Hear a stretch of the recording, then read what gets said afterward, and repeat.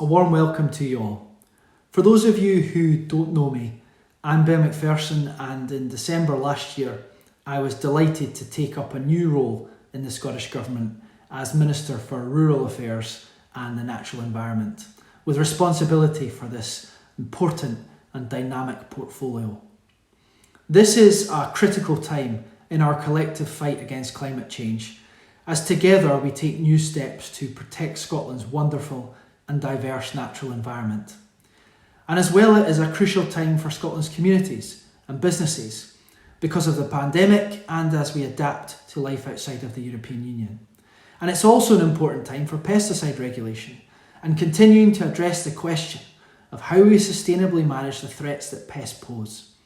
And over recent years, we have rightly seen a much greater public and political interest in pesticide use, and this is set to become even more prevalent in the public consciousness as we become responsible for the regulatory functions and scrutiny which were previously carried out at EU level or shared with other member states. Therefore, more than ever, it's essential that we get better at communicating what we are doing and, crucially, why we are doing it, that we improve our engagement with pesticide users and organisations like the Amenity Forum, listening to your views and experience to better understand the needs of and options available for those growing our food, trees and managing our amenity spaces. And as such, it's a pleasure to open the Amenity Forum's Scottish Updating event this year. You will all know more than most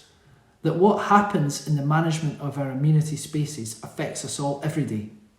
Circumstances over this last year, with the increase of exercising outdoors, has really brought home the importance of our appreciation of safe and healthy public spaces.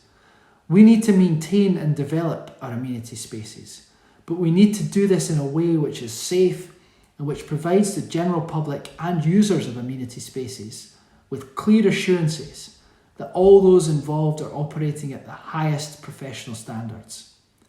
The Amenity Standard, launched by my predecessor Marie Goujon MSP at the Scottish Amenity event last year,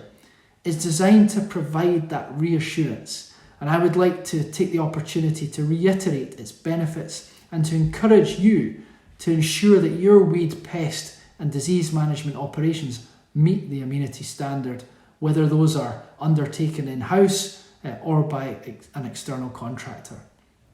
And those operating to the standard are committing to an integrated approach to amenity management and to the highest professional standards.